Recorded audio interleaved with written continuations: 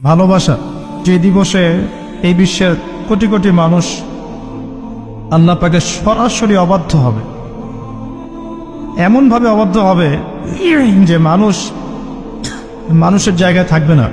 মানুষ তার প্রবৃত্তির পাশবিক দাসত্ব করবে। হারাম সম্পর্ক, কাছে আসার গল্প শুনেছেন? কাছে আসার গল্প কার কাছে? একজন গায়রে মাহরাম পুরুষ একজন গায়রে মাহরাম মেয়ের কাছে যাবে, এই হলো গল্প। যে ভালোবাসা বা যে আবেগ আল্লাহ এবং তার রাসূলের বিধানের অনুকূলে যায় না, সেটা কি করবেন?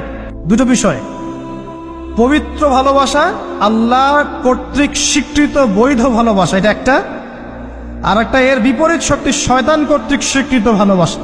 আমার কথাটা একটু গভীরভাবে বোঝেন। একটা হচ্ছে আল্লাহর পক্ষ থেকে স্বীকৃত বৈধ ভালোবাসা, এর বিপরীতে হচ্ছে একটা প্রবৃত্তিগত পাশবিক দাসত্ব, শয়তান কর্তৃক স্বীকৃত। কথা বুঝতে পারছেন?